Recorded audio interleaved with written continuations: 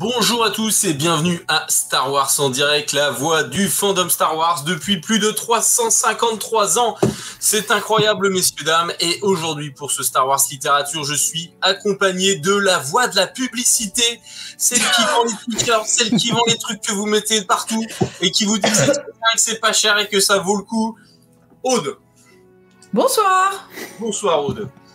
Et à ma droite, le capitaine pirate corsaire qui s'est coupé les cheveux et ça change complètement.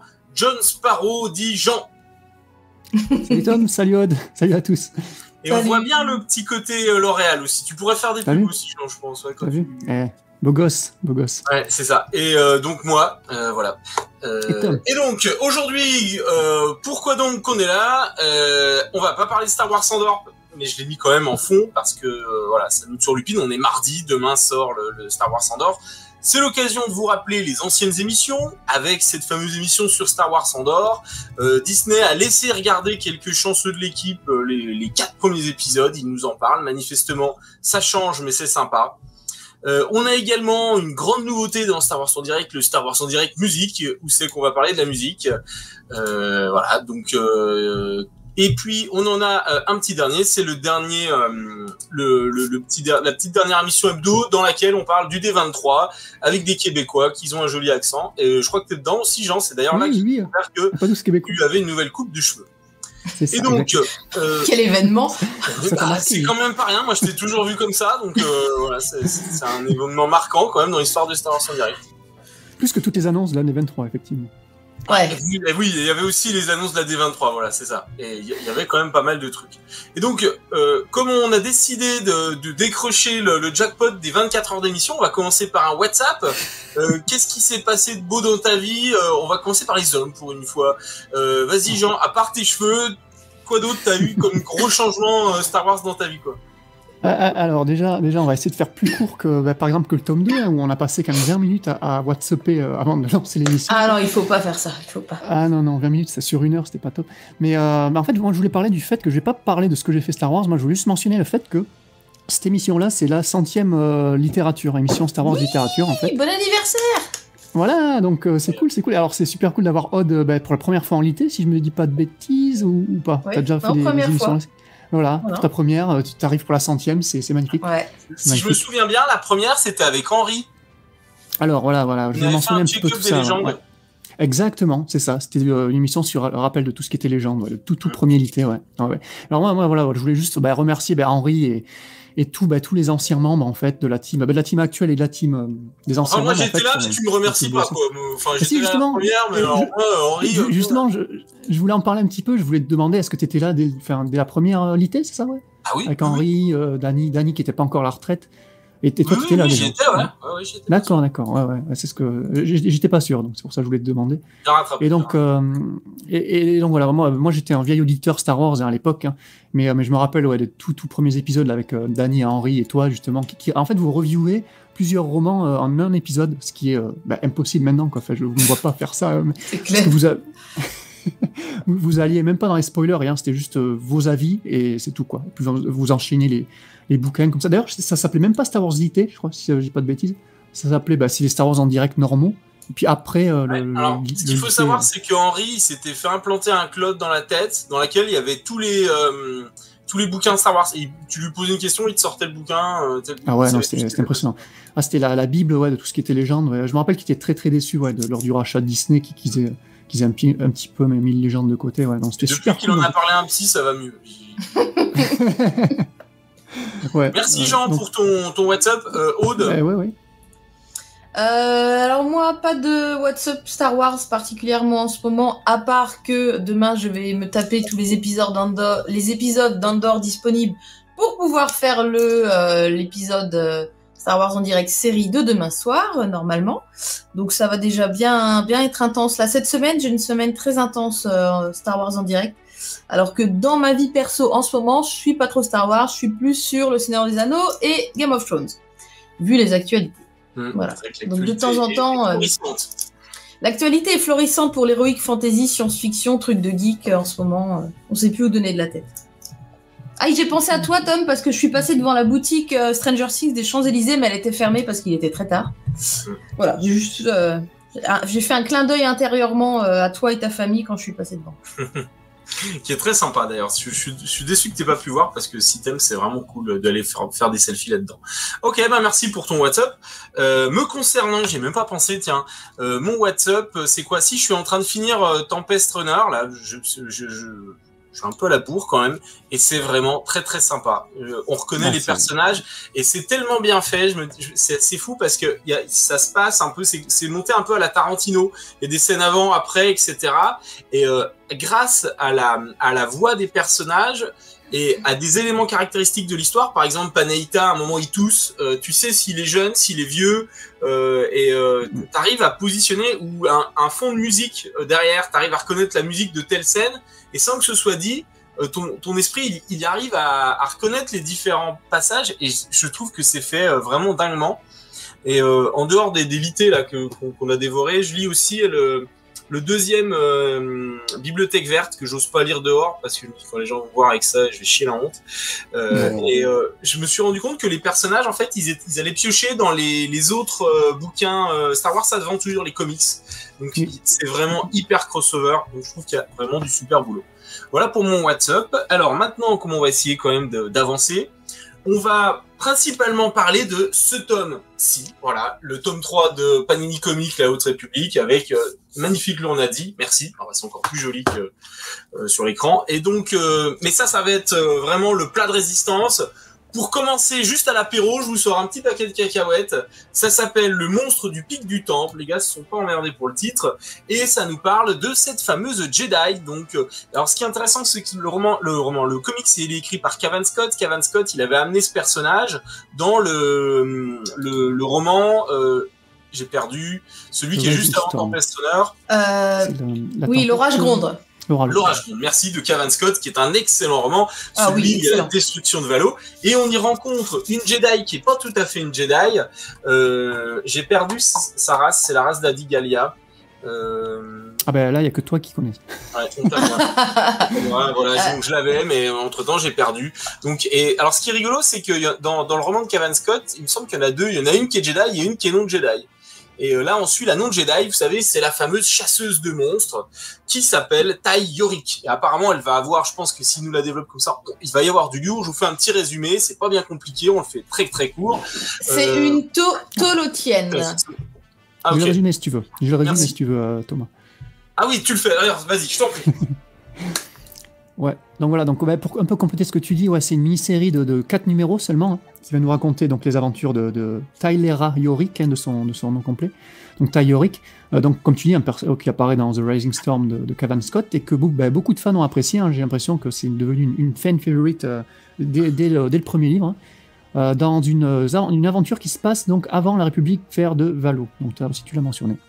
Donc elle va se rendre sur une planète pour chasser le monstre du Temple Peak, c'est le titre du bouquin, et aider un groupe de mercenaires en gros. Et elle va vite fait se rendre compte qu'en fait, c'est un peu la métaphore filée de ce tome-là, que les vrais monstres en fait, c'est justement plus les mercenaires que la grosse bébête en fait. Donc la grosse bébête, c'est un Pokémon niveau 100 du nom de Gretalax, qu'elle va devoir chasser. Et donc, avec un petit twist de fin, on se rend compte que, alors c'est 100% spoiler, les gars, donc si vous voulez pas vous faire spoiler, arrêtez-vous là, quoi. Parce que, à la fin, on se rend compte que ce n'est pas qu'un seul monstre qu'elle va devoir chasser, mais qu'elle va devoir sauver deux monstres. Le Greta, qu'on connaît déjà, donc le Greta, le monstre principal, et le Lax, donc ça fait Gretalax, donc qui est capturé par les mercenaires et qui l'utilise pour attirer l'autre moitié du monstre dans leur filet, quoi. Donc en gros, c'est des deux monstres qui s'équilibrent une fois qu'ils sont ensemble, mais une fois que l'un s'est fait capturer par les mercenaires, l'autre va devenir complètement déchaîné et va vouloir tout défoncer, quoi. Donc Ty va essayer de régler un petit peu ce problème, va sauver la deuxième partie du monstre et va les réunir, et pour le meilleur, quoi. Donc voilà. Et en parallèle de ça, d'ailleurs, il y a aussi, on découvre un peu plus sur le passé de Ty Yorick au sein de l'ordre Jedi, et du pourquoi, comme tu le disais, elle a quitté l'ordre avant d'être faite sacrée chevalier Jedi. Elle a quitté l'ordre en tant que Padawan, et donc là on apprend un petit peu les raisons de pourquoi elle a fait ça, quoi. Voilà pour le petit résumé du tome. Voilà. Et donc, c'est assez intéressant, effectivement, je complète un petit peu ce que tu dis. Aude, si tu as des questions, si ça t'intéresse, que tu veux en savoir plus, t'hésites pas. Ce qui est intéressant, effectivement, moi, ça m'a fait penser à du Kirkman, vous savez, quand il parle de son Walking Dead, où il nous dit, finalement, les vrais méchants dans l'histoire, c'est pas les zombies. Et je crois que la logique est craignez les morts, mais fuyez les vivants, où il y a un truc comme ça. L'idée étant de dire que le plus dangereux, c'est pas les morts, c'est-à-dire les zombies, c'est vraiment l'être humain, tel qu'il est. Et ça m'a fait penser un petit peu à du Kirkman sur Walking Dead là-dessus. En fait, voilà, les grands méchants, c'est les humains qui manipulent les gentilles bébêtes. Et on a un espèce de petit alien avec des oreilles de lapin. C'est pas tout à fait le même qu'on avait dans les Star Wars classiques à l'époque. Puis qui a un pouvoir un peu chelou. C'est un boulet, mais c'est un gentil boulet. Alors on sait pas s'il va rester. Apparemment, il a envie de rester. Hein. Il est un peu perdu. Il cherche une maman, donc ça tombe bien. Est-ce qu'il va rester? On verra. Mais voilà. Bon, je crois que de toute façon, il n'y a pas grand-chose de plus à en dire. Sinon que, comme chaque... Vas-y, je t'écoute, Jean. Non, vas-y, je voulais compléter, rebondir ce que tu Comme disais, chaque bouquin, en fait, qui détaille un petit personnage, voilà, c'est sympa, c'est frais, mais très franchement... pour moi, ça vaut pas le coup de l'acheter. Ça vaut le coup de le lire, mais ne l'achetez pas. Alors, en plus, il y a un sacrilège. Regardez bien la différence, encore une fois. Alors ça, on l'a déjà dit à Panini, mais c'est pas nous qui décidons. Donc voilà, c'est que là, vous avez une tranche beige, alors que l'autre, on a une tranche noire. Et dans la bibliothèque, ça fait moche. C'est pour ça que j'avais décidé d'arrêter d'acheter les Star Wars Aventures. Quand je l'ai reçu, je me suis dit merde. Donc je pense que je le revendrai parce que ça fait pas beau dans la bibliothèque. Donc voilà. Pour les gars maniaques, sachez-le, voilà, vous allez être déçus, quoi. Donc ouais, c'est pas fou, quoi. Pas fou.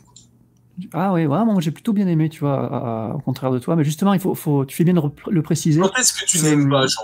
Voilà, déjà. Non, mais je vais apporter 2-3 trucs. Tu fais bien de dire que c'est un comics adventure. Donc en fait, c'est une mini-série, donc un peu hors série de la série principale Star Wars Adventure. Ouais. Donc, et encore mieux, Star Wars les aventures dessus.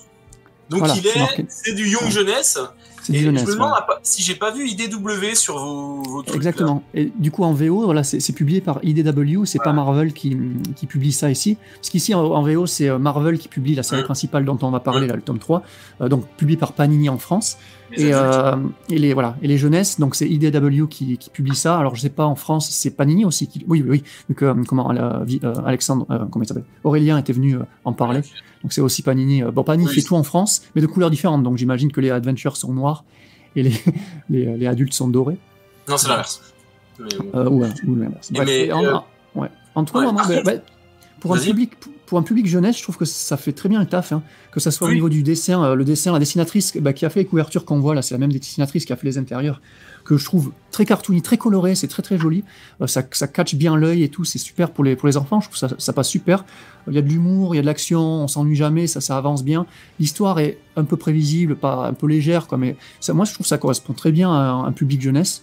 Donc peut-être à part le design de l'alien que tu disais là, l'espèce de lapin un peu chelou là, et un peu chiant la Jar Jar Binks. Non mais pourquoi pas, hein, moi ça me gêne pas, je suis ouvert dans les aliens. Hein.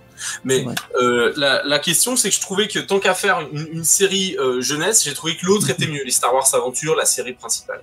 Mais par contre, ce qu'on peut saluer, je sais pas ce que vous en pensez, c'est quand même la capacité de tous ces éditeurs qui sont tous différents. Alors on a IDW, on a la Marvel. Ensuite, on a chez eux les éditeurs adultes, enfin la littérature adulte, la littérature jeunesse, jeune adulte. Et en fait, c'est à chaque fois des canaux différents. A priori, on va avoir des séries télé aussi là-dessus. Pour l'instant, c'est un sans faute, c'est parfaitement cohérent et tout s'insère dans la même progression chronologique. Donc, et sans aucune incohérence. Donc, franchement, vraiment chapeau à ce niveau-là, même si dedans il y a à boire à manger. Voilà, c'est ce qu'on peut dire. Ouais. Et moi, j'ai pas grand chose de plus à dire. Sinon, voilà, essayez de le lire, c'est toujours sympa. Ouais. Si vous avez accroché au perso de Ty Yorick dans le roman The Rising Storm de Cavan Scott, franchement, allez-y, quoi, parce que on en apprend un petit peu sur son passé. C'est Cavan Scott, d'ailleurs. Et c'est Cavan Scott d'ailleurs. Qui fait aussi, d'ailleurs, ça joue aussi, qui fait aussi la série principale au République. Voilà. Et du coup, si vous aimez le perso, allez-y. Et c'est un peu la raison pour laquelle Loïc n'est pas parmi nous ce soir. Hein. C'est qu'il y a des grosses bébêtes dans ce tome-là, dont c'est il a peur des bêtes et du coup, il n'a pas pu le lire. Exactement, voilà. Donc les arachnophobes, éloignez-vous. Voilà, pour cette image-là, excellent. Donc voilà pourquoi Aude est venue remplacer Loïc aujourd'hui. Et ça t'intéresse, Aude, ce tome, ou vite fait? Bah, pourquoi pas. Elle m'intéresse, son personnage m'intéresse beaucoup. En tout cas, je l'ai bien aimé dans le roman.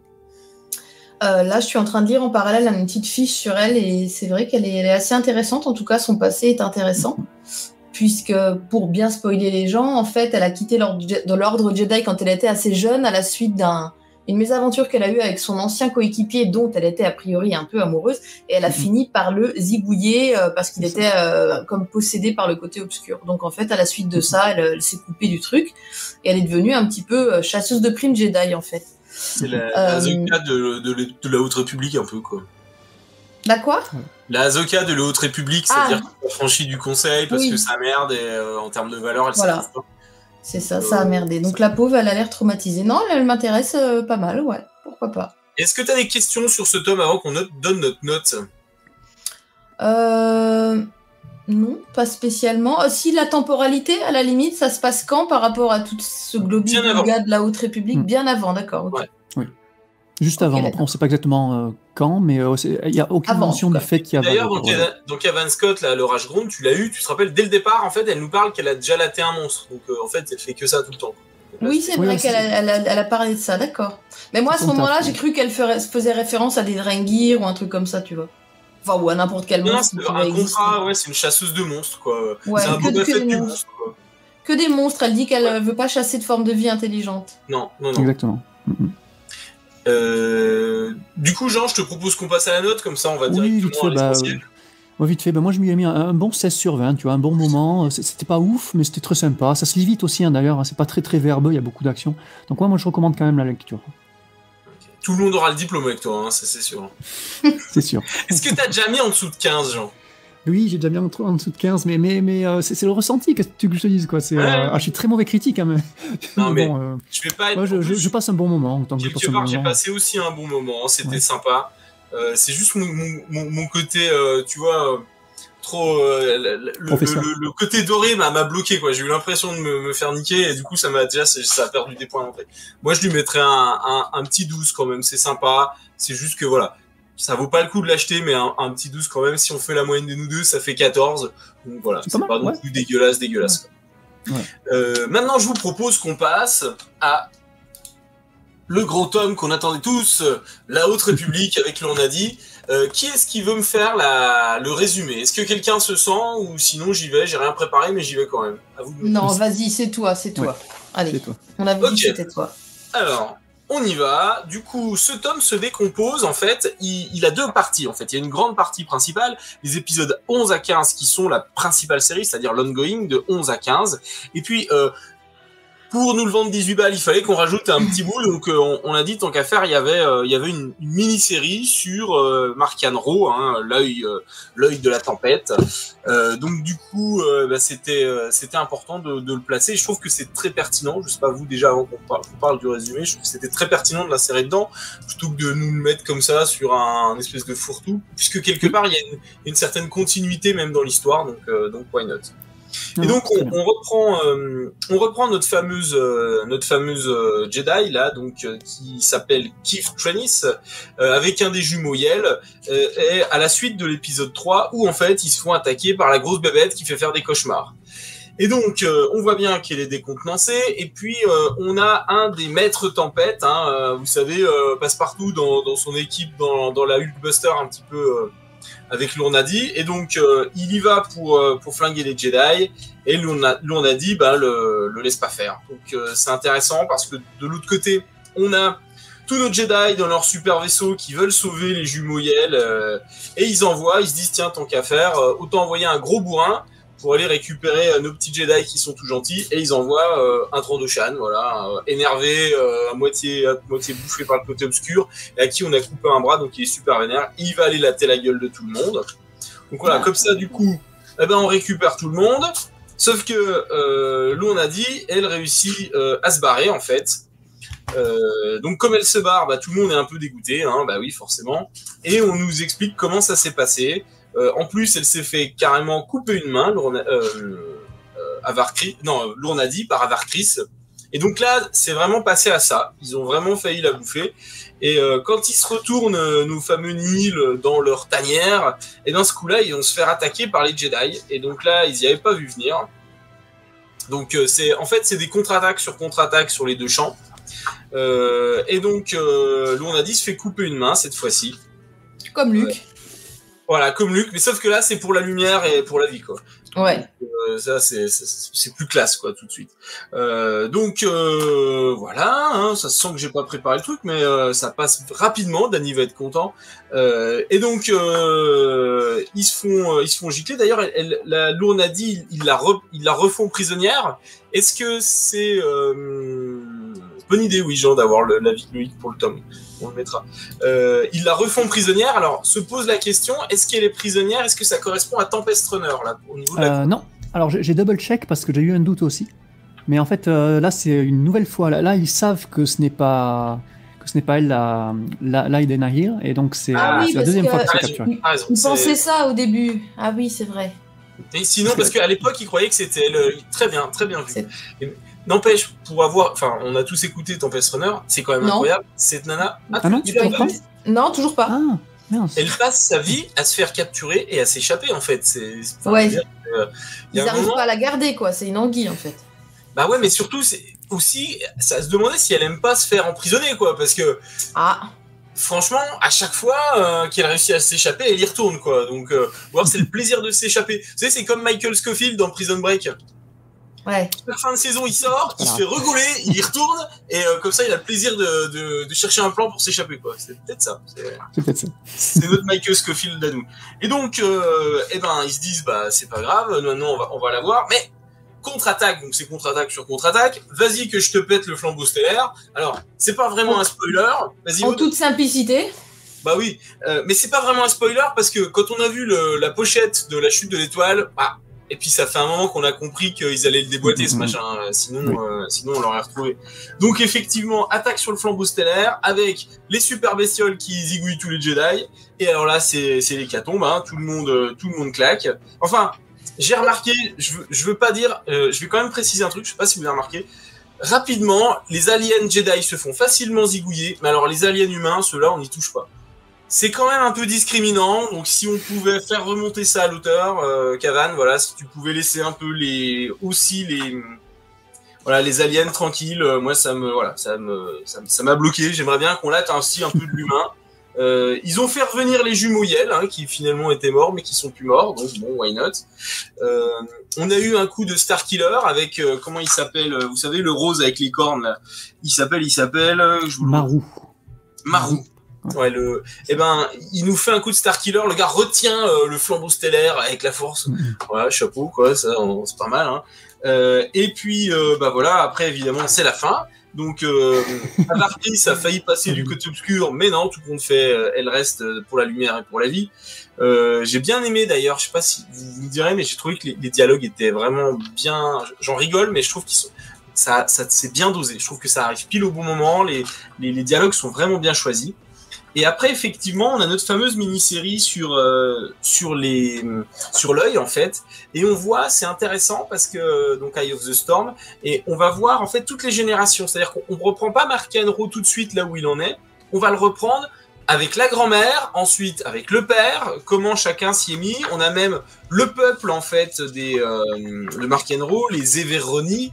Bon, et les gars, ils ont pas eu beaucoup de bol, hein, dans leur vie. C'est un peu ce qui attend l'humanité sur Terre, hein, mais voilà. Bon, ils ont un peu vécu une petite Thanos. À croire que à chaque fois, ça fait des salopards, hein, de vivre ce genre de truc. On nous explique également comment ils chopent la mamie Sonteka, là, la Marie. Dit comme ça. Tu préférais que je dise Marie pleine de grâce?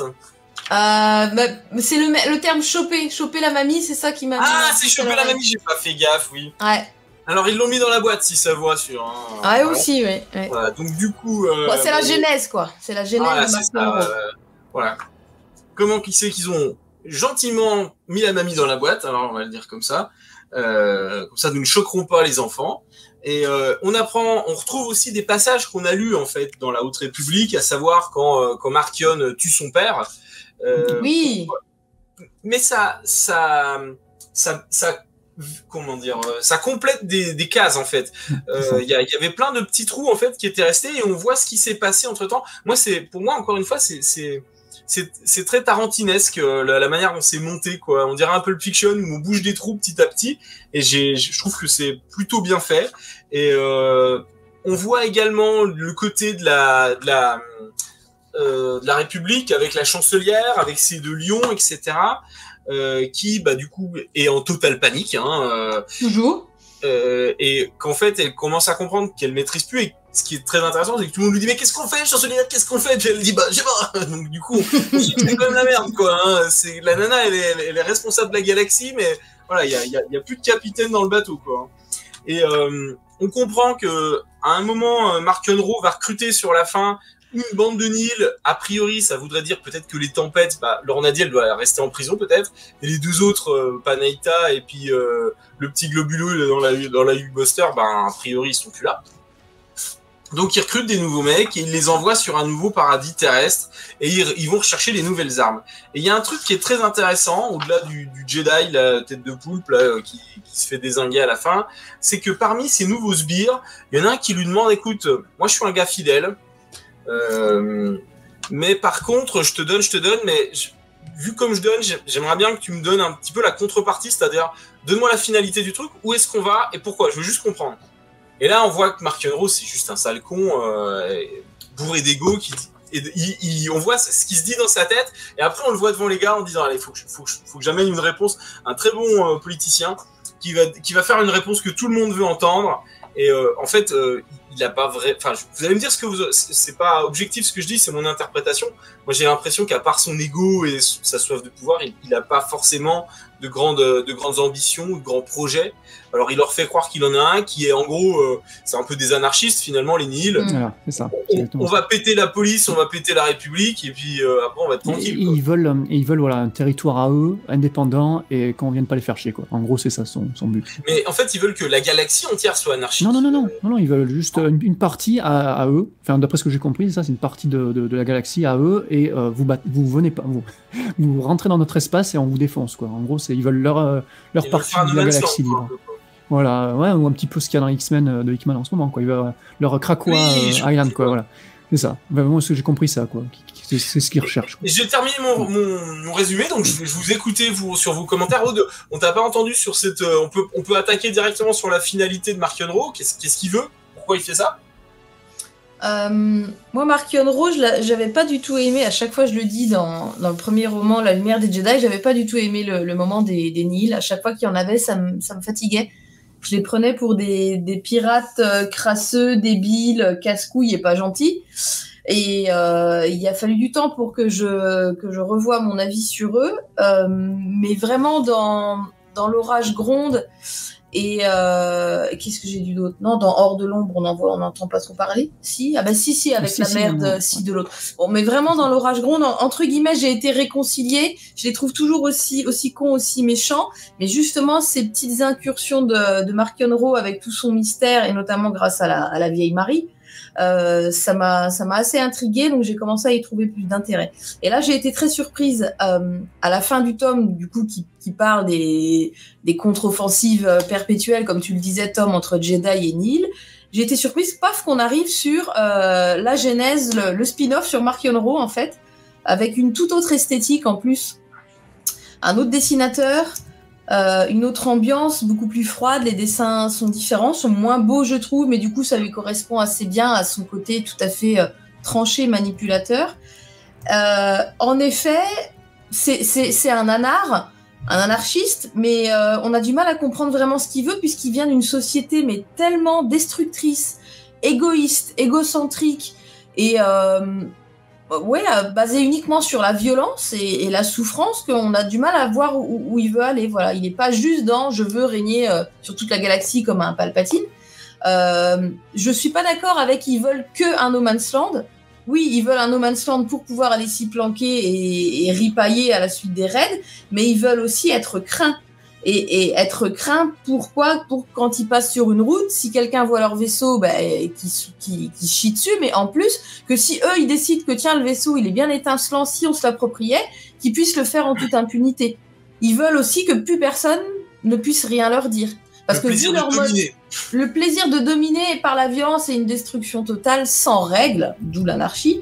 Mais il y a quand même ce fait de vouloir être craint par tout le monde, de vouloir ridiculiser les Jedi et toute forme d'autorité, mais particulièrement les Jedi d'un autre côté. Il y a quand même une rivalité qui de toute façon aura lieu puisqu'ils n'ont pas un mode de vie, c'est pas des agriculteurs, des cultivateurs, des négociants. Donc quand ils auront plus d'épices, quand ils auront plus de binous et de nourriture, il va bien falloir qu'ils retournent faire des raids. Donc de toute façon, ils seront dans cette spirale de mal et de razzia. Donc ils auront toujours quelqu'un sur le dos, que ce soit la police de telle planète ou les Jedi ou la police de la République.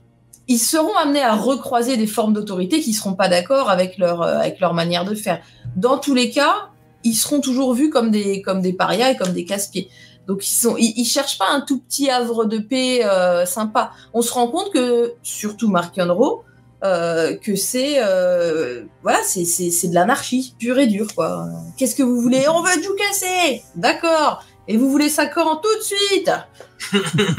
Voilà, résumé des Nihil pour moi. Je les trouve un peu plus intéressants. Pas les grouillots, mais les têtes pensantes un peu plus, ouais. Mais t'as l'impression que, si tu veux, c'est des anarchistes, mais qui n'ont pas pensé le truc jusqu'au bout. Moi, je vois de temps en temps, alors quand je fais des cours de droit et que je parle d'ordre public et tout, j'ai toujours dans l'amphi un ou deux qui vont lever la main, tu sais, des anarchistes, mais ils ont pas compris leur concept jusqu'au bout, quoi. C'est-à-dire qu'ils ont vu sur YouTube que ça avait l'air cool d'être anarchiste. Donc les mecs, ouais, ici, machin et tout, fuck la police et tout. Et après, quand il faut donner les arguments et qu'on essaye de mettre ça en place, des fois, ils ont pas le concept jusqu'au bout. Il y a un petit côté des fois un peu rebelle, tu vois. Mais le Mark Yonro, j'ai l'impression qu'il y a un peu de ça, c'est-à-dire, je te donne une idéologie parce que cette idéologie, elle va bien aux gens qui ont envie d'un peu de sensations fortes. Je pense que les Nihil, c'est ça. Ouais. Mais lui, je trouve que c'est pas ça, en fait. Il utilise ça parce que t'emmènes des gens facilement dans ton groupe. Et c'est ça, lui, il a besoin de les mobiliser, en fait. À chaque fois, il le dit, il a besoin d'adhésion. Plus il a de l'adhésion, plus les mecs, ils sont prêts à mourir pour lui, et il faut qu'il ait une cause qui exalte les foules. Et typiquement, là, il l'a trouvé, c'est bien vu. Et je pense que lui, sa motivation, quand t'as dit ça, Aude, là, quand tu parlais de fait de dominer, j'ai regardé aujourd'hui, pour faire une analogie, un des derniers épisodes des Peaky Blinders, bon, tout le monde connaît. À un moment, il y a un mec qui dit à Thomas Shelby, donc Thomas Shelby, il est sur le point c'est le leader des Peaky Blinders, et il lui demande, mais pourquoi tu fais ça? En fait, je veux bien faire, mais je veux juste que tu m'expliques pourquoi tu fais ça. Et Thomas Shelby, avec tout son charisme, la pression qu'il met, il arrive, il met un gun sur la tête du gars, il lui met en face, il lui dit, tu vois, et il va pour tirer, et il retire son gun, il enlève le cran, il remet, et dit, tu vois, c'est pour ça que je veux le faire. Pour la sensation que ça me donne. Et tu sens que le gars en face, bon, il se chie un peu dessus, et en fait, tu sens que son gros bonheur, c'est de se sentir puissant. Ce qui, quelque part, le fait un peu exister, quoi. Un peu comme les gens qui aiment le pouvoir. Peut-être que ça va pas plus loin que ça. Après, on n'a pas assez d'éléments pour le savoir, mais... on commence grâce à ça à avoir un peu de lore sur son histoire. Et c'est un gros taré qui vient d'une civilisation, en plus de taré, justement. Avec cette drôle de... Ouais, cette drôle de tradition, quoi. Il a tué sa grand-mère, il a tué son... non, qui a Non, c'est le père qui a tué la grand-mère. C'est le père, voilà. En fait, c'est des parricides, quoi. C'est une génération... Enfin, ouais. Moi, sur lui, je ferais pas de gosse, hein, franchement. Bah non, du coup, puis avec qui? Avec l'Urnadi. On le mélange. Mais non, elle est en prison. Oui, mais elle va ressortir. Elle va ressortir, ouais. Mais elle va demander d'y retourner après. Non, mais à la fin du temps, elle sort de prison, hein. Je sais pas si tu te rappelles. Et puis en prison, elle s'échappe de... Bah oui, elle s'échappe avec l'explosion de la... Oui, l'explosion du truc. L'explosion du flambeau, je crois. Alors pourquoi, dans la VF, ils disent pas flambeau stellaire? Pourquoi est-ce qu'ils disent Starlight Beacon? Pourquoi, moi, dans la... C'est bizarre. J'ai une réponse, c'est parce que t'as pas la bonne version. Ah d'accord, ok. Voilà. Donc on fait comme si j'avais rien dit. Tu n'as rien dit. Non, je n'ai rien dit, absolument. Il n'y a pas de Starlight machin, hein, d'accord? Non, d'accord, c'est juste du bilingue. Ok. Je vérifie juste, mais moi j'ai bien vu Flambeau Stellaire. Ah oui, non, du coup... Non, c'est moi. C'est la version anglaise, c'est ça. Ouais, t'as dû lire, t'as dû mélanger deux versions, oui. Oui. Bah, pour rebondir un peu ce que tu disais, moi, je sais pas si t'as terminé sur ta critique. Vas-y, je t'en prie. Ouais. Ah bah, pardon. Le côté pirate. Moi, c'est le côté pirate, justement, je trouve ça, pirate débile, comme tu expliquais, moi je trouve ça relativement inédit un petit peu dans la galaxie, et même si c'est pas très développé, je trouve que c'est relativement intéressant, quoi. Après, on connaît un peu leur futur au Nihil, hein, ils vont pas rester très longtemps, donc du coup leur système va pas fonctionner, ça on le sait, quoi. 150 ans après, on n'entend même plus parler d'eux, quoi. Ah oui, c'est vrai. Donc, techniquement, bon, qu'ils essayent, hein, mais bon, ils vont pas rester là très longtemps, j'ai l'impression. Par contre, au niveau éditorial, j'avais 2-3 mots pour m'en dire ce que tu avais dit, c'était très intéressant. Pourquoi avoir mis ces deux numéros donc à la fin? Parce qu'en fait, en VO, donc c'est sorti en issue, en numéro, en single issue, comment on appelle ici, en floppy en français. Et en fait, c'est juste 2 numéros qui sont sortis comme ça en floppy, quoi. Et du coup, il fallait bien le mettre quelque part. Et je pense que l'éditorial de Panini en Europe a eu la bonne idée de le mettre à la fin de cet arc de la Haute République. Là, on va en discuter plus longuement avec l'autre arc là, de la Haute République, le tome 3. D'ailleurs, justement, Charles Soule, donc, qui est l'auteur de cette mini-série, alors c'est l'œil de la tempête en français, comment ça s'appelle? Eye of the Storm. En français, comment ils l'ont appelé? L'œil du cyclone. L'œil du cyclone, voilà. Donc c'est Charles Soule qui est l'auteur. Donc Charles Soule, on va pas le représenter, hein, c'est Light of the Jedi, comme tu disais, mais c'est aussi les comics, genre tous les comics Star Wars, Dark Vador, Kylo Ren, Lando, Poe Dameron. Ouais. Non, mais c'est un truc de fou, le gars, il a tout fait, quoi. Et les crossovers aussi, War of the Bounty Hunter, tout ça, c'est lui. Et en fait, lui, il a expliqué que le premier numéro, donc ces 2 numéros, hein, Eye of the Storm, le premier, ce serait mieux de le lire avant le roman Fallen Star, donc la chute de l'étoile, et de lire le 2e numéro ensuite. Donc, lui, il conseille ça, parce que en fait, le 2e numéro vient un peu conclure tout ce qui est phase 1 de la Haute République, en fait. Donc pour lui, et moi je suis un peu d'accord avec lui, hein, c'est lire le premier numéro avant le roman, lire le roman, et à la fin, une fois que tu as lu tous les romans, tous les jeunesses, tous les young adultes, tout ça, hop, tu te fais le dernier numéro là, de Eye of the Storm, et ça, là c'est un petit peu la conclusion, quoi. Ouais, c'est pour les Américains qui sont dans les starting blocks, parce que nous, tu vois bien, on attend que ça sorte en VF, c'est un peu différent, quoi. Mais oui, c'est vrai que si vous restez non, je crois que tous les livres sont sortis en VF aussi, hein. Vu que Fallen Star c'était le dernier. Mais le paquet il est arrivé à la fin, tu vois. Voilà. Donc ouais, bon, c'est un petit conseil de lecture par Charles Soule. Ouais, c'est toujours ça. Voilà. Et pour le dessin, donc tu parlais du dessin Odd. Donc c'est pareil, c'est un nouveau gars, c'est Guillermo Sana, un espagnol. Donc c'est son premier travail sur Star Wars. Alors le gars, c'est pas un débutant, il a fait plein d'indépendants, de Marvel, tout ça. Mais Star Wars, c'est son premier. Moi, je trouve que justement, les dessins sont moins, c'est vrai, sympas sans plus, quoi, comparé à ce qu'on a avant. On en discutera. Mais je trouve qu'il colle bien justement en l'ambiance très très sombre de Markian, des Nihil et tout ça. Donc il y a une belle ambiance un peu dark, tu vois. Des dessins qui collent bien à ça, quoi. Donc ça, j'ai trouvé ça plutôt cool. Puis après, je vais mentionner vite fait tout ce que moi j'ai adoré. Alors en négatif, j'ai juste mis rien, quoi. Moi j'ai beaucoup aimé cette mini-série parce que surprise. Déjà les couvertures, pareil, elles ont un petit style très très stylé aussi. Donc je sais pas, c'est Ryan Brown, l'auteur, je connais pas du tout.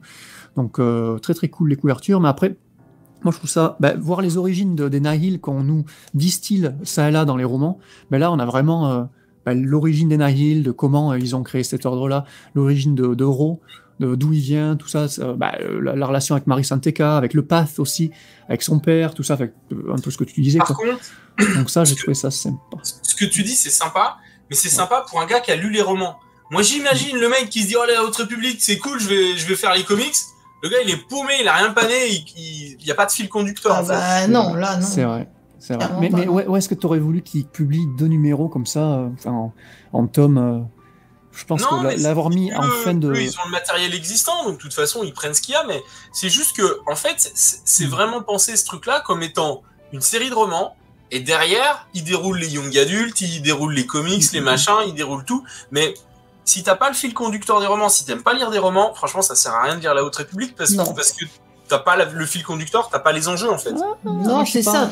T'as pas les enjeux. Ouais, si, toute la partie sur la République et la chancelière, justement, tu l'as beaucoup, ça, dans les comics? Bah non, justement. Parce que là, on a un petit bout, là, à la fin, à la fin du tome qu'on abordait, on a un petit bout, justement, sur ce que tu disais, Tom, à un moment que la chancelière, qui est donc là à l'écran avec ces deux lions mammouths, là, qui est complètement débordée encore une fois par encore une attaque des Nils. Elle, quand j'ai lu, je me suis dit putain, c'est François Hollande au moment des attentats, quoi. La pauvre, elle est jetée là, elle est mal, quoi. Elle voulait un truc beau, écolo, la cohésion et tout, elle se pète les pirates de l'espace, quoi. Elle doit être dépitée, quoi, la pauvre. Et ce tout petit passage sur eux à la fin, moi, ça m'a pas trop intéressé. Je me suis dit, oui, bon, bah voilà, ils sont largués, on le sait, ils sont largués. C'est encore pas elle qui va auto-sauver sa république de ça. Il va encore falloir faire appel à quelqu'un d'autre. Faudrait qu'elle fasse du scooter pour se détendre. Ouais. mais justement, moi, je pensais que tu parlais de la série comics en général. Et tu mentionnais juste cette conclusion, en fait, ces 2 numéros-là. Non, mais même en général. Parce qu'en général, on a beaucoup d'occurrences sur la République, enfin sur la gestion par la République. Mais dans le comics, pas vraiment, non. Mais c'est pour ça que je vous rejoins pour cette conclusion sur Martian Row et Lena Hill.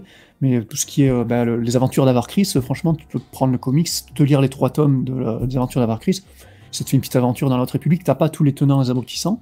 Mais je trouve que les néophytes, vous nous direz, les auditeurs, si jamais il y en a qui ont lu que les comics, est-ce que vous comprenez, est-ce que c'est intéressant. Mais en tout cas, oui, mais pour cette conclusion, je suis d'accord avec toi, il vaut mieux avoir le background des romans, parce que justement, vous avez sûrement remarqué, mais la mise en page de cette mini-série, c'est vraiment c'est des scènes, en fait. Il appelle littéralement des scènes. Chaque chapitre, c'est une scène indépendante l'une de l'autre, en fait, qui revient sur le passé ou un moment particulier. Un peu avec des grands événements. Voilà. Et comme tu disais, ça vient boucher des trous que nous, on n'a pas dans les romans, en fait. Par contre, il y a un truc que j'ai trouvé pas mal, c'est que ça permet de visualiser les personnages, parce que des personnages, il y en a quand même beaucoup, et le fait de les voir physiquement, je trouve ça ancre un petit peu ton imaginaire, finalement. Ça, c'est vrai. Un peu, tu sais, comme... Vas-y, Aude. Non, vas-y.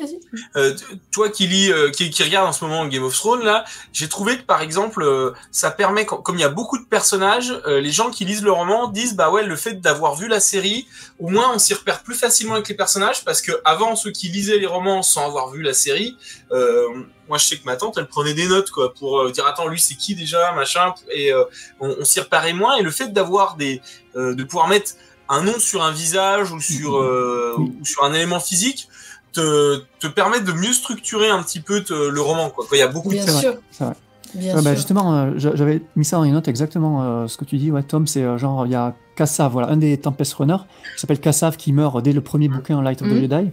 Alors lui, on l'avait jamais vu de visu, quoi. Je crois que Pan, on l'avait eu peut-être dans d'autres comics, mais Kassav, tu vois, je voyais pas la gueule qu'il avait, et là, c'est cool d'avoir un visage. Donc Kassav Tamari Santeka aussi, qu'on avait vu 2-3 fois vite fait, mais vraiment furtivement, là c'est bien, et même les bestioles, on se rend mieux compte, les vaisseaux, tu vois, les Vectors, on les a jamais vus avant de les voir dans les comics. Ça, c'est pas mal. Si, dans la série principale de la Haute République, ils y étaient, quoi. Mais c'est à dire des comics, quoi. Oui, bien sûr. De toute façon, les comics ont apporté ce côté visuel. On avait les artworks, en même temps les publications du premier livre. Au tout début, avec les personnages, tout ça. Mais tout ce qui est vaisseau, tout ce qui est personnages secondaires, tout ça. Les nameless, là, je sais pas comment vous traduisez ça en français, mais c'est les créatures qui vont buter les Jedi, qui vont se nourrir de leur force. Donc, ils appellent ça les nameless. Et pareil, visuellement, j'avais un peu de mal à avoir ce que c'était. Et là, on les a. Donc, mais même comme ça, on se demande encore un petit peu ce que c'est que ce truc, quoi. On se demande encore, il y a encore un mystère, mais c'est pas fini, ça continue, il y a 2 phases qui suivent, donc oui, j'imagine, Et donc il y a ça, et d'ailleurs les Nameless, je sais pas si vous saviez, mais c'est une idée, à la base, qui vient de Claudia Gray, dans son roman Master et Apprenti, là, sur Qui-Gon et Obi-Wan, il mentionne les Nameless à cette époque-là, donc c'est un an avant le projet Luminous, quoi, donc la Haute République, et il y a l'audiodrama aussi Doku Jedi Lost de Cavan Scott. Donc pareil, c'était bien un an, une bonne année, je pense, avant la Haute République, où ils mentionnaient déjà les Nameless, là, quoi. Donc tu dis, ils ont préparé le truc vraiment à l'avance. C'est cool, c'est comme ça. Ils nous l'ont vraiment distillé petit à petit, et encore une fois, comme tu disais, Aude, on n'a pas encore tous les détails sur ce que c'est ces créatures. Mais il y a Vas-y, Aude.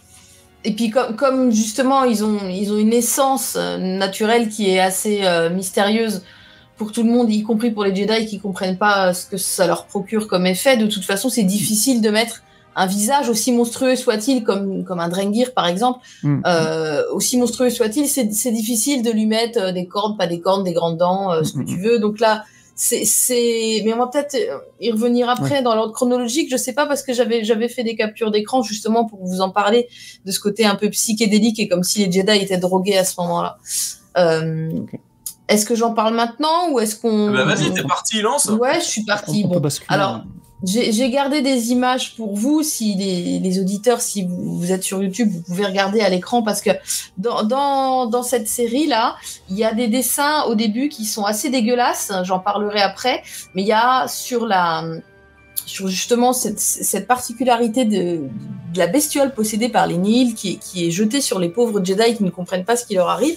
On a un côté de dessin très psychédélique, très coloré, qui dénote avec le côté métallique des vaisseaux, un peu crado des Nihil, voire même métallique propre des Jedi, les beaux Jedi tout bien habillés, bien coiffés, bien dans le rang, et là d'un coup on nous pète un Jedi qui a une vision qui se retrouve comme ça.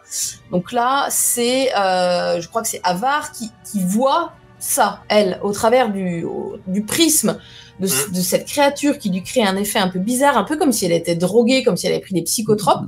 Elle a une alu, et donc là, elle voit Skir à gauche et Kiv à droite, qui sont modifiés comme ça, comme des monstres en fait. Et là, on se récupère une palette de couleurs, en plus éclairée par le sabre laser au milieu. Une palette de couleurs totalement inhabituelle, je trouve, pour les... J'ai pas lu beaucoup de comics Star Wars, mais où on n'est pas dans cette... dans cette... un peu. Ça fait vitrail, ça fait pas Star Wars posé. Après on a ça, c'est magnifique. On a à la fois la souffrance, le cri, on est sur une sorte de Van Gogh là en bas. Ça c'est tout bonnement magnifique, et je trouve que c'est une prise de risque d'aller vers ce genre de torture psychologique des Jedi ou d'autres, et de distorsion de la réalité. Pour quelque chose qui se passe dans l'espace lointain, cette distorsion, moi, elle m'a beaucoup plu. C'est très effrayant, je trouve. Pas très enfantin. Et alors, la dernière image, elle est encore mieux. On a ça. Magnifique. Alors, là, donc, pour les auditeurs, on a Kiv qui se fait transpercer, entailliser par une créature dégueulasse, à moitié Freddy Krueger, avec des tentacules et des orifices. Alors, c'est censé représenter qui, ça y est, d'ailleurs, du coup? Comme un double maléfique, parce qu'elle a une crête. Regardez, elle a une crête, la créature, et on sait que Kiv, elle en a une. Et c'est un peu comme si elle aspirait l'énergie et la raison de la Jedi, mais c'est dans un visuel tout à fait choquant. Enfin, moi, je suis une petite nature, donc ce genre de truc, rien que ça me met mal, moi. Et d'en arriver à... C'est une page, tu tournes la page et tu tombes sur ça, quoi. Tu tombes sur ça, quoi. Et là, le dessinateur, il se fait plaisir, quoi. Parce que là, il sort du cahier des charges. Exactement, c'est exactement ce que je voulais dire. Et justement, c'est quelque chose qu'on a décrit dans les bouquins, mais qu'on avait un peu de mal à visualiser. Et là, le fait d'avoir là en visuel, c'est génial, quoi. Et alors, dans les bouquins, en plus, tu t'imagines toujours des trucs normaux dans un bouquin. C'est des créatures fantastiques. Tu t'imagines ce que tu veux, ça fonctionnera. Mais là, en effet, t'es bien orienté, quoi, dans l'horreur, dans le truc. Après, si toi, dans ta tête, tu lui mets 3 bras, 2 têtes, ça marche aussi. Mais là, on nous met bien dans la tronche qu'on voulait un truc qui fait peur, une ignominie qui fait peur aux Jedi, et qui, du coup, si les Jedi ont la trouille, toi, forcément, derrière, t'as encore plus la trouille, parce que t'as pas le courage d'un Jedi. Et eux, c'est pas juste qu'ils ont la trouille, c'est qu'ils sont complètement terrorisés, tétanisés par cette aberration de la nature, là, on ne sait toujours pas d'où ça vient, mais ça, c'est très réussi, je trouve. Dans le point positif, ça, c'est réussi. Et tu voulais faire un commentaire, Jean, sur les dessins ? Mais justement, pour rebondir avant ça, pour ce que disait Odd concernant ces créatures-là, mais justement, le comics Marchion Oro, enfin Eye of the Storm à la fin, là, justement, nous apprend comment Marchion a mis la main sur ces créatures-là, en fait. Donc, tu parlais ça dans ton résumé, Tom, quand il va embaucher des gars qui sont pas ces tempestes, qui sont d'autres gars qu'il va sacrifier pour aller sur cette planète, qui est un petit peu mystérieuse. Pareil, c'est une planète que personne n'a jamais entendu parler, qui est cachée par une espèce de grosse tempête qui va bousiller les vaisseaux, donc très très dur à atteindre. Et il va capturer. Alors il y a que lui qui est au courant pour ces créatures-là, parce qu'apparemment c'est un truc de sa famille. Enfin, c'est quand même relativement bien expliqué pourquoi. Enfin, d'où proviennent ces créatures-là. Après, on n'a pas de détails sur leurs origines ou quoi. Mais comment Marchion met la main sur ces créatures, c'est dans le comics en fin de tome, là, du coup. Ah oui, je m'en rappelle même pas. Et oui, tu sais, quand il va sur cette planète, il embauche donc ces gens-là. Il y en a 2-3 qui crèvent pendant le voyage, ils arrivent sur la planète, et justement, une espèce de champ de force magique, quoi, qui les bloque. Voilà. Ils se crachent dedans pour y aller. Il va les capturer, sachant que eux, comme ils sont pas sensibles à la force, vu qu'apparemment c'est des créatures qui se nourrissent de la force, eux peuvent les capturer relativement facilement, et donc il va en embarquer dans une espèce de container qui va transporter et qui va utiliser dans les bouquins qu'on connaît dans ce tome-là, quoi. Donc voilà. Toujours sur les. Vas-y. c'est marrant parce que ça, c'est quelque chose qui est souvent utilisé, enfin souvent. C'est que les Jedi ont une sorte de toute-puissance en étant reliés à la Force, de pouvoir, des pouvoirs de télékinésie, entre autres, de manipulation mentale, et que les ennemis des Jedi ont souvent l'idée de les couper de la Force. Et dans le Légende, il y avait une créature comme ça qui les coupait, alors qui leur faisait pas des alus pareils, mais les sortes de lézards qui s'appelaient des Isalamiri, un truc comme ça. Les bestioles de Throne. Et du coup, on retrouve encore un petit peu cette idée de les incapaciter, bon là encore plus fort, mais des incapacités de les couper de la Force, comme ça ils sont toujours paumés les mecs quoi à ce moment-là. Et c'est une graine qu'avaient mis les auteurs dès le début de cette série-là, de comics La Haute République, avec le personnage de Skir justement, qui est super intéressant. Je trouve que c'est le point fort de cette série-là, c'est Skir, sa relation. Hyper intéressant, ouais. Voilà, et là tu comprends. Et son sacrifice aussi qui est intéressant. Et que le mec te dit, tu sais, des fois, il y a ce côté fatalité quand il t'arrive des merdes, et lui te dit, en fait, il m'arrive une merde, ce côté un petit peu avoir le bon côté des choses, et il te dit, mais en fait, si j'ai cette maladie, c'est pour une bonne raison, la Force, elle continue de me guider, et donc le gars, il le voit pas comme une fatalité, il le voit comme une bonne nouvelle, et il faut écouter la Force, et du coup, il est pas malheureux de cette situation, il arrive à y trouver du positif. Et ça, c'est assez intéressant. Et justement, cette situation-là va aider nos héros sur la fin, vu qu'il est moins connecté à la Force, donc il sera pas la victime de ces monstres-là, il pourra sauver, par exemple, c'est lui qui va sauver Kivs, qui elle est possédée. Donc non, c'était super intéressant, tout ce passage avec Skir, là, c'était cool. Et Aude, je crois que tu nous avais fait les casseroles des dessins, tu nous en avais 2-3. Alors oui, les dessins. Et attention, RG est de retour. Alors, en fait, j'ai pensé à le faire parce que je sais que Loïc n'est pas avec nous ce soir parce qu'il n'a pas aimé une bonne partie des choses qu'on a abordées. Et notamment, j'ai lu en diagonale qu'il n'avait pas aimé certains dessins. Et en en relisant le comics tout à l'heure, je me suis dit, ah oui, là, je pense que lui qui est grand amateur de comics, là, ça a dû certains trucs le trigger à mort parce que c'est vraiment laid. La première fois, je m'étais fait la remarque, mais comme j'étais avide de lire tout le comic, j'avais avancé très très vite. Et là, en le resurvolant, alors je retombe sur des trucs. Alors attention, accrochez-vous. C'est Avar Kriss qui prend tout dans la gueule, la pauvre. Donc elle est idéalisée dans les romans. C'est juste la Jedi parfaite. En plus, elle est belle, tout le monde la respecte. Elle a une capacité dans la Force qui est assez unique. Et là, on arrive, et la pauvre, il y a des moments, elle est belle, elle a un diadème, et il y a des moments, elle est comme ça. Alors là, sur votre écran, donc en plus, elle est au milieu de 3 personnages non humains, et donc elle n'a pas de bouche, elle n'a pas de yeux, elle a un gros nez bizarre. La vignette d'après, c'est pas mieux, on dirait là, c'est qui Tintin. Là, c'est Tintin. Il lui manque la mèche. Donc là, on a Avar Kriss en Tintin. Alors, il y a Milou, bon, regardez. Il y a quoi? Milou. Il y a Milou, oui, mais Milou, il est brun. Ils l'ont pas fait blanc, ils l'ont fait marron. Donc là, niveau dessin, il s'est pas foulé, quoi, le mec. Alors là, ça, c'est le mieux. On a le smiley qui fait la gueule. Alors d'accord, ils se sauvent, ils sont pressés, mais là, la pauvre Avar, c'est elle qui prend tout. Là, c'est vraiment pas de chance. Comment ils ont pu faire ça?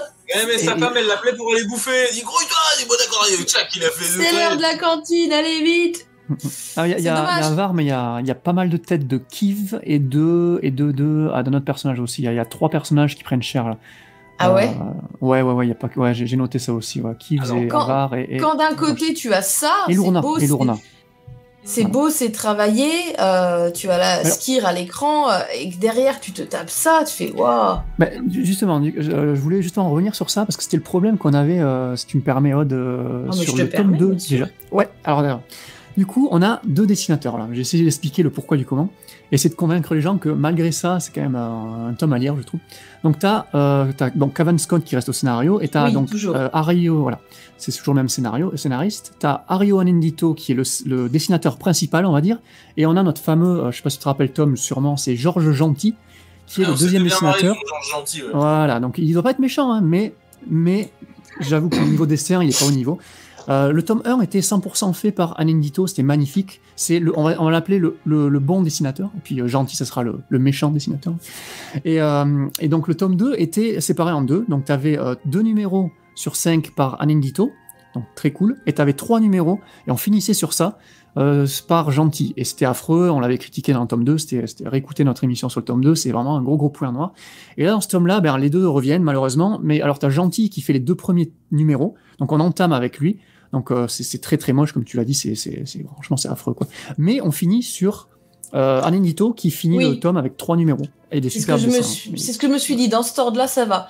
Et d'autant plus qu'à un moment, au milieu du tome, tu tombes sur cette couverture qui est... là, tu as Avar, là, elle revient en badass, elle est en déesse elfe, donc là, on a encore un crossover avec la série Les Anneaux de Pouvoir, puisqu'elle a clairement, là, je trouve, son diadème et ses cheveux, la manière dont ça tombe, on dirait une elfe mélangée d'une Targaryen, en plus.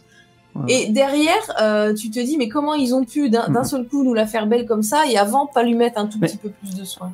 J'essaie de t'expliquer. En fait, les cover artistes des comics sont souvent différents. Là t'as pris une couverture de Phil Noto. Phil Noto, c'est celui qui a fait aussi la couverture du tome, tu sais, la superbe image que t'as vu, que t'as mis de Lourna avec le masque, que je crois que tu avais partagé ça sur le Discord ou peut-être sur notre... Ah oui, je trouvais ça très très bien. Ouais. C'est super stylé. Alors ça c'est Phil Noto, c'est un gros nom du comics, quoi, et il a fait énormément de covers chez Star Wars. Ils font que les couves aussi, hein, donc... Voilà, et il fait que ça. Voilà. Ouais, tu t'appliques, c'est sûr. Hein. Ouais. Voilà, il fait que ça, il s'applique, à moins que la dessinatrice qui a fait le pic, justement, du Monster Peak, là, elle a fait les couvertures et l'intérieur. Donc, d'ailleurs, ces couvertures sont un peu moins belles, quand même. Mais cohérente du coup avec ce que t'as après. Donc c'est cohérent. Voilà. Et par contre là, je sais pas si tu l'as, c'est ça que j'aurais dû t'envoyer. Il y a une couverture du premier numéro qui est faite par Peach Momoko. Alors Momoko, j'en avais parlé dans le tome 2, je crois, parce qu'elle avait fait une couverture alternative de la Haute République où c'est magnifique. C'est pareil, c'est Avar en total elfe du Seigneur des Anneaux. Là, c'est magnifique. Donc, comment il s'appelle le dessinateur ou la dessinatrice? Alors c'est une dessinatrice japonaise du nom de Peach Momoko en fait, et c'est un pseudo, donc Peach Momoko. Elle a fait donc j'avais déjà conseillé ça dans le tome 2. Chez Marvel, elle a fait un tome qui s'appelle Demon's Day. Elle reprend tous les héros Marvel, donc Wolverine, Black Widow, tout ça, et elle va tout transformer et créer une histoire originale qui se passe dans le Japon médiéval avec des oni, Est-ce que c'est ça ça? Et c'est... Non, c'est ça ou pas? Non. C'est celle où... tu l'as juste au-dessus, là-haut, c'est celle où tu as Avar assis par terre qui regarde au sol. Voilà, c'est celle-là, exactement. Voilà. Ça, c'est la couverture de Peach Momoko. Et ça, c'est canon, c'est officiel, ça? C'est une couverture alternative d'un personnage. Quoi. Voilà. C'est une couverture alternative d'une artiste différente. C'est son interprétation, finalement. D'accord. C'est ça. Et un peu comme si moi, je faisais un fan art. Ouais, c'est ça. Un fan art officiel, on va dire. D'accord. Et d'ailleurs, on espère qu'Odaléa, notre ami de la team, bientôt artiste comme ça sur des covers artistes, ça serait magnifique. Avec son style là, ça serait top, quoi. Ça serait avoir dessiné Avar et tout, quoi. Donc voilà, l'histoire pour les dessinateurs, c'est ça, quoi. Il y a le gentil qui est pas top, et il y a le Anindito qui est quand même vachement meilleur, quoi. Donc, ok, ouais. Bon, en tout cas, ça n'empêche pas d'apprécier l'histoire, mais c'est vrai que à la relecture, tu te dis c'est un peu lourdingue.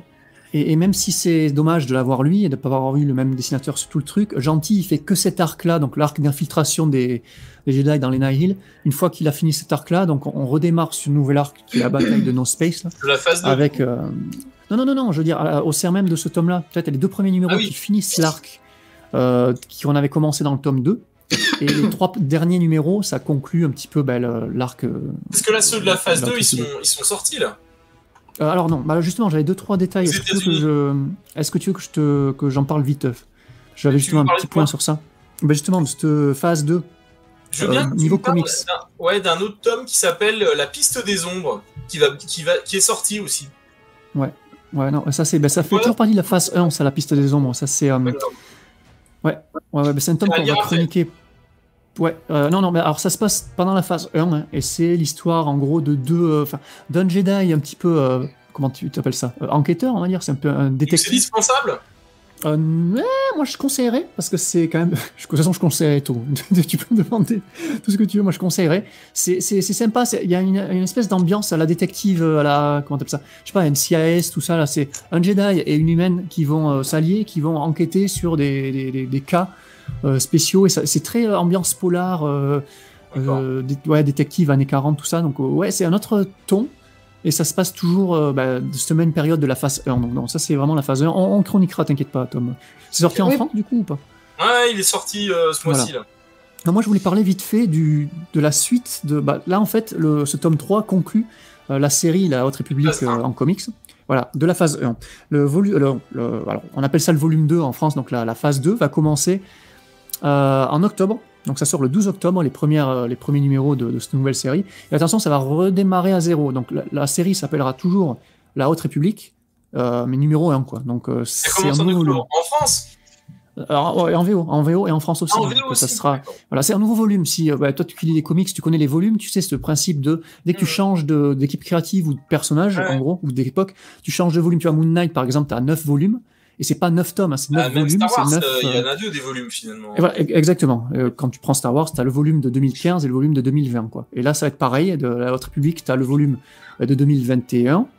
Et là, la phase 1 en quelque sorte, et le volume de 2022 qui sera la phase 2. Donc qui commence le mois prochain. Donc ça n'a pas encore commencé en VO non plus. Voilà, pour répondre à tes questions. Et c'est toujours le même. C'est Kevin Scott et Anelito au dessin. Donc la même équipe créative revient. C'est juste que ça se passe 150 ans avant. Du coup, c'est complètement des histoires différentes, des persos différents. Ouais, c'est une préquelle. Et les romans seront avant aussi. Les romans seront avant. Toute la phase 2, elle a été marketée comme quoi tout se passera 150 ans. Donc ça veut dire que, en fait, la suite de cette histoire, on l'aura que dans la phase 3. Voilà. Alors moi, j'espère avoir des bribes de suite dans quelques trucs, mais oui. Ouais. Moi, je pense que le plus gros, ça sera dans la phase 3 là. Merci pour ces infos, je les avais pas moi. Est-ce que vous voulez, parce que là on arrive à notre fameuse heure à ne pas dépasser, hein. Est-ce que vous voulez rajouter des choses ou est-ce qu'on passe à notre critique? À la note, ouais. À la note. Alors une note avec un commentaire quand même, parce que pour permettre à l'auteur de s'améliorer, qu'il sache vraiment les points sur lesquels il doit travailler. Ouais, bien sûr, Cavan, si tu nous écoutes. Voilà, je pense qu'il nous écoute d'ailleurs. Hein. Il peut laisser des commentaires même d'ailleurs. Cavan, ou sinon à la prochaine célébration quand il reviendra, Aude, tu lui diras en personne. Ouais, bien sûr. C'était bof. Écoute, Cavan, tu pourrais te sortir un petit peu les doigts parce que franchement. Oui. Non. Allez-y, je vous laisse. J'ai fait commencer Jean tout à l'heure. Vas-y, Aude. Oui, mais moi je lis assez peu de comics, alors j'ai pas de moyen de comparaison. Justement, t'es innocente.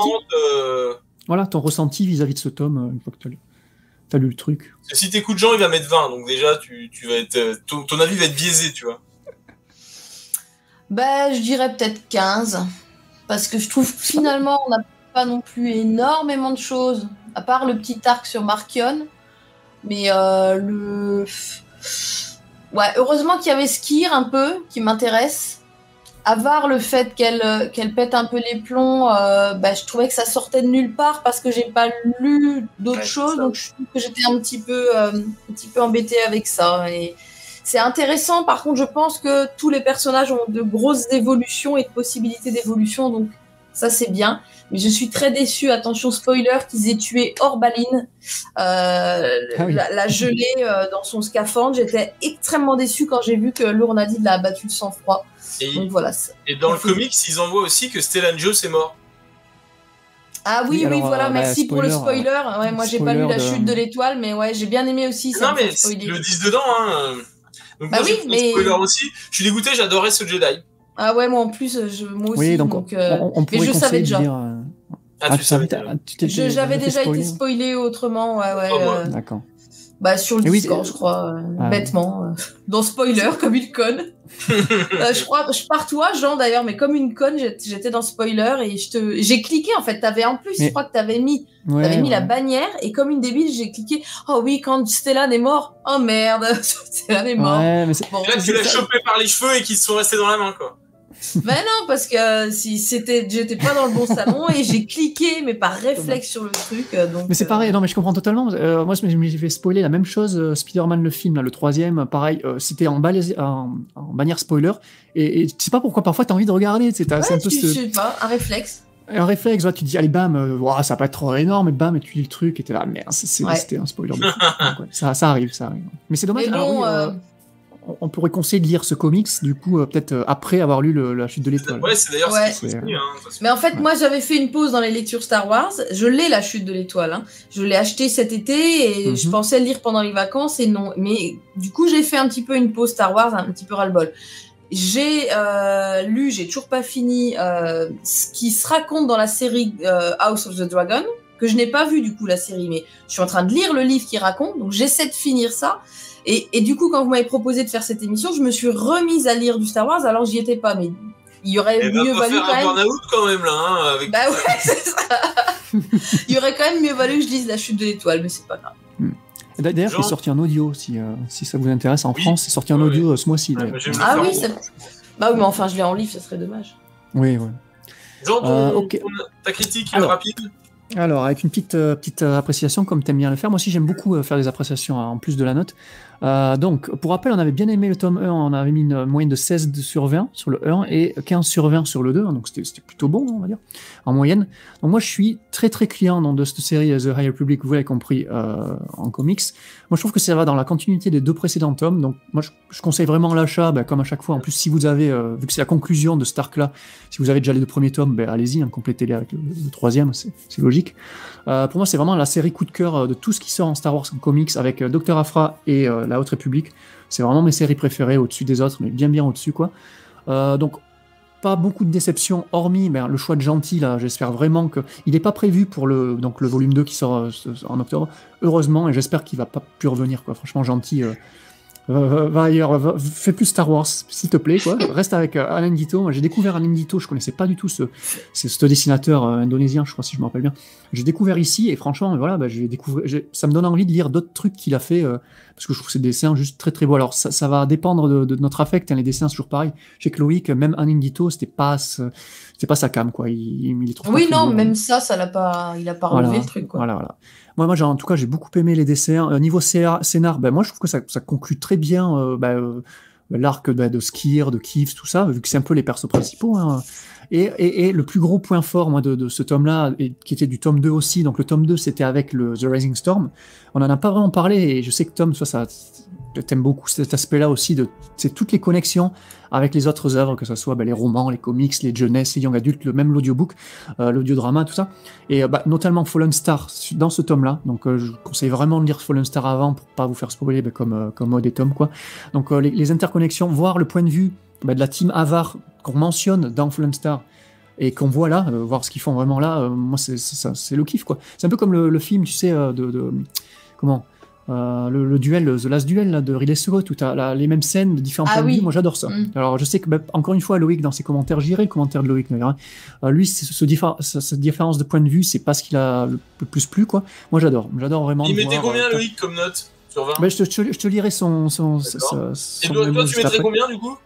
Et donc moi j'ai trouvé ça, donc voilà, tip top. Ah oui, en plus t'as les origines de Roi à la fin, donc tip top, moi vraiment c'était un kiff total. Je mets un 17 comme le 2, à cause des dessins encore une fois, et voilà, donc un gros coup de cœur pour la Haute République en comics. À toi, Tom. Eh ben moi, écoutez, je vais pas arrêter de te chambrer comme quoi tu mettais des trop bonnes notes. Moi je mettrais un 18. Parce que vraiment, j'ai vraiment adoré, et vraiment de voir tous ces éléments d'intrigue développés. On voit les héros, on voit sa planète, on voit même, on n'a pas oublié de parler des problématiques politiques, de la chancelière. Je trouve que rien n'est oublié, contrairement au premier où on se focalisait sur des petites problématiques locales. Là, je trouve que c'est plus, il y a un côté plus macro, je trouve, dans la vision du truc. Et on a été chez les Nils, etc. Et on a bien développé chacun des persos. Alors après, effectivement, parce qu'on a lu les romans, ça devient cool. Mais on n'aurait pas lu les romans, je pense que je lui mettrais 11, quoi. Mais de fait d'avoir tout ce gros background derrière, j'ai vraiment adoré. Moi, je mettrais un 18, et j'ai trouvé, moi, les quelques loupés de dessin, j'avais même pas fait gaffe. Je pense que j'étais tellement dedans que j'ai pas fait gaffe. Donc du coup, ça veut dire que j'ai vraiment bien aimé. Je serais curieux d'avoir la note de Loïc. Alors voilà, alors, je le cite, je vais citer son message qu'il nous a laissé sur le Discord. Donc il s'est pas mal ennuyé, qui dit « Hormis l'explication qui tourne autour du spectre qui a tué les Jedi et les tentations du côté obscur de certains Jedi, il a trouvé les dessins trop Reddit pour le reste. Habituellement, j'apprécie de voir un même événement de notre point de vue, mais ici, rien d'épique, rien qui me porte. Et les dessins, c'est alors, smiley vomi, et il lui donne une note de 12 sur 20, alors qu'il avait plutôt aimé les 2 premiers tomes, il avait donné un 14 pour les tomes 1 et 2, Et là, il lui donne donc un 12. Alors, ce qui nous fait une moyenne de 16,5 si on prend pas la note de Loïc en compte et 15,5 si on prend sa note. Alors, du coup, on va la mettre de côté, sa note. Non, mais on met 16, allez, hop, vendu. Voilà, 16,5 pour nos 3 notes en moyenne. Donc voilà, donc il a pas accroché plus que ça, quoi. Donc, globalement, ça veut dire que si une note à 16, on conseille aux gens de l'acheter, quoi. Ben, c'est la conclusion de Narc, donc ça serait dommage de rater les réponses, quoi. Voilà. Ok, eh ben écoutez, je sais pas comment vous vous sentez pour Andorre, mais moi je suis à fond. J'ai trop hâte, quoi, d'être vendredi soir là. On fait un WhatsApp post-show du coup. Ouais, on se lâche. De toute façon, non.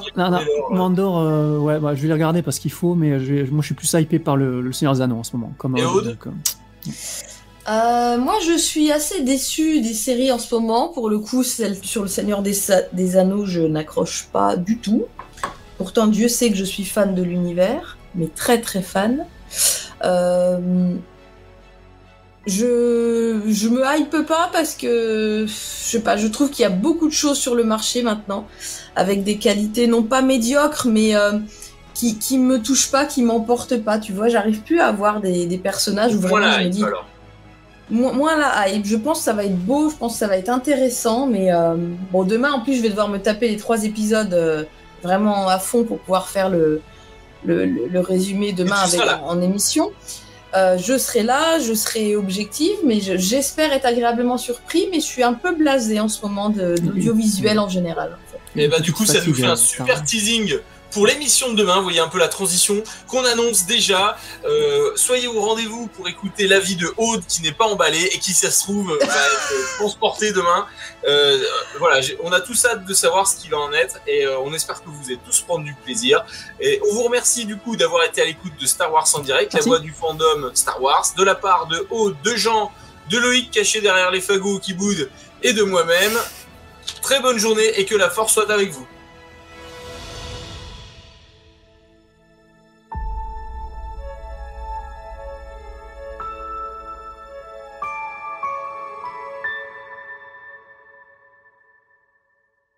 Bonjour la communauté de Star Wars en direct, c'est Aude pour vous guider dans notre boutique. Celui-là, c'est un incontournable. Oh, ce mash-up, il est parfait. This is the way. Il est tout nouveau, tout chaud. Ça serait hyper cool dans ta pièce Star Wars, non ? Alors, un pour toi et un autre pour toi.